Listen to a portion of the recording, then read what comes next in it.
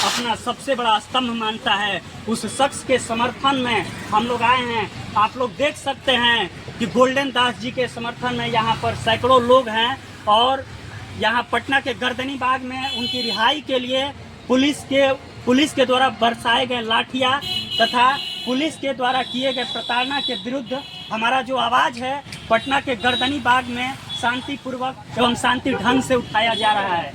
आप सब देख सकते हैं कि इसी बिहार में तेजी से उभर रहे हैं हमारे गोल्डन दास जी के ऊपर किस तरह से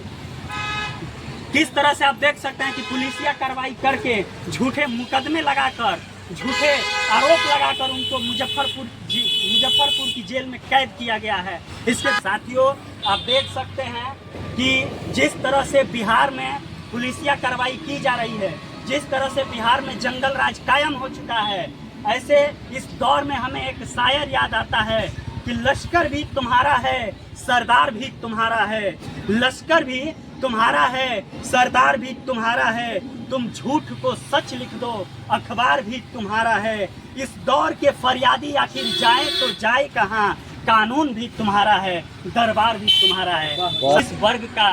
जिस वर्ग के लोग शासक होते हैं, जिस वर्ग के लोग राजनीति में होते हैं, जिस वर्ग के लोग हुक्मरान होते हैं, उनके बहन बेटियों के ऊपर, उनके बुजुर्गों के ऊपर कभी भी अत्याचार नहीं होता है। इसीलिए हमारी जो लड़ाई है इस सत्ता पर काबिज होने की लड़ाई है और सत्ता पर काबिज होने के लिए हमें बलिदान भी होना पड़ेगा, हमें आवाज़ भी उठाना पड़ेगा, हमें आपस में लड़ाया जाएगा, लेकिन हमें आपस में लड़ना नहीं है।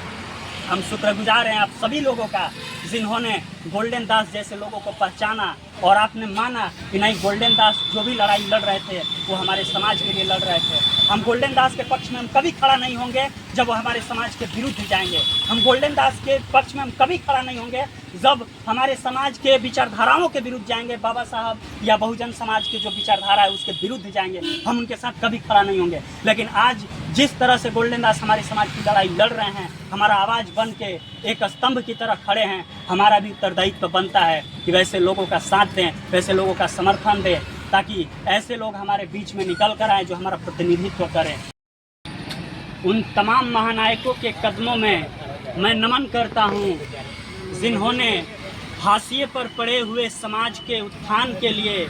जिन्होंने शोषित वंचित तबकों के भलाई के लिए, उन्हें आगे बढ़ाने के लिए अपने आखिरी सांस तक को कुर्बान कर दी। ऐसे महानायकों को नमन करते हुए मैं बार बार अभिनंदन करता हूं, वंदन करता हूं, स्वागत करता हूं। एवं यहाँ पर उपस्थित हमारे जितने भी साथी आए हैं, आप सभी का मैं शुक्रगुजार हूं कि आप लोगों ने एक हीरा को पहचाना जो हमारे समाज के लिए जेल जाना, लाठी खाना तथा किसी भी हद तक अपने समाज के लिए लड़ाई लड़ना अपना सबसे बड़ा स्तंभ मानता है। उस शख्स के समर्थन में हम लोग आए हैं। आप लोग देख सकते हैं कि गोल्डन दास जी के समर्थन में यहाँ पर सैकड़ों लोग हैं और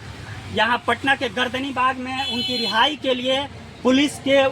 के द्वारा बरसाए गए लाठियाँ तथा पुलिस के द्वारा किए गए प्रताड़ना के विरुद्ध हमारा जो आवाज़ है पटना के गर्दनी बाग में शांतिपूर्वक एवं शांति ढंग से उठाया जा रहा है। साथियों, ये जो लड़ाई है ये महज गोल्डन दास की लड़ाई नहीं है, ये जो लड़ाई है ये महज मंजीत कुमार की लड़ाई नहीं है, ये लड़ाई उन तमाम लोगों की है जो समाज के लिए, समाज को उत्थान के लिए, समाज की भलाई के लिए अपने आखिरी सांस तक को कुर्बान करने के लिए तैयार रहते हैं। आप सब देख सकते हैं कि इसी बिहार में तेजी से उभर रहे हैं हमारे गोल्डन दास जी के ऊपर किस तरह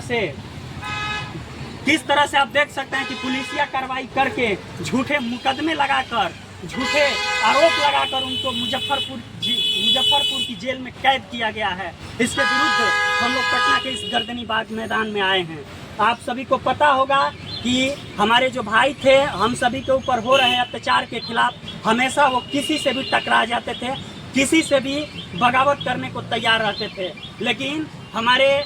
जितने भी समाज के लोग लड़ते हैं उन लोगों के खिलाफ आप देख सकते हैं कि इस बिहार में जिस तरह से मनुवादी विचारधारा के जो लोग हैं, ब्राह्मणवादी तथा जातिवादी किस्म के जो लोग हैं, वो हमारे जैसे चेहरे को उभरना देना नहीं चाहते हैं। हम सब मिलकर एक यह निश्चय करें, एक यह निर्णय लें कि हमारे बीच में जो भी हम सभी का लड़ाई लड़ेगा उसके लिए हम लोग एक पिलर की तरह साथ में खड़ा रहने का काम करेंगे, क्योंकि आप सबका ही समर्थन, आप सबका ही प्यार और बदौलत की वजह से हम लोग आगे बढ़ते हैं। और जब आप सबका ही साथ जब नहीं मिलेगा तो यकीनन आप ऐसे हीरे को फिर तलाश नहीं कर पाइएगा। एक हीरा है जो चंद्रशेखर आज़ाद के नाम से प्रसिद्ध है, जिसे पूरी दुनिया जानती है, और एक हीरा बिहार में गोल्डन दास के रूप में उभरने जा रहा था। लेकिन आप देख सकते हैं कि बिहार की पुलिसिया कार्रवाई की वजह से हमारा भाई आज जेल की दीवारों के पीछे कैद है। तो हम लोग गोल्डन दास की रिहाई के लिए इस पटना के गर्दनी बाग की मैदान में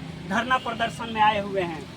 साथियों, आप देख सकते हैं कि जिस तरह से बिहार में पुलिसिया कार्रवाई की जा रही है, जिस तरह से बिहार में जंगल राज कायम हो चुका है, ऐसे इस दौर में हमें एक शायर याद आता है कि लश्कर भी तुम्हारा है, सरदार भी तुम्हारा है। लश्कर भी तुम्हारा है, सरदार भी तुम्हारा है, तुम झूठ को सच लिख दो, अखबार भी तुम्हारा है। इस दौर के फरियादी आखिर जाए तो जाए कहाँ, कानून भी तुम्हारा है, दरबार भी तुम्हारा है। साथियों, आप सभी लोग जानते हैं कि आज की जो सरकार है, ये वर्तमान नीतीश गवर्नमेंट जो है, किस तरह से दलित, शोषित, पीड़ित, वंचित समाज के लोगों के ऊपर आज अत्याचार की सीमा पार कर चुकी है। कभी मुजफ्फरपुर में हमारी बहन बेटियों की हत्या की जाती है, तो कभी बक्सर में हत्या की जाती है, कभी नालंदा में हत्या की जाती है, तो कभी औरंगाबाद में हत्या की जाती है। बिहार का ऐसा कोई जिला नहीं है जहां पर आप देख सकते हैं कि इस प्रकार की जो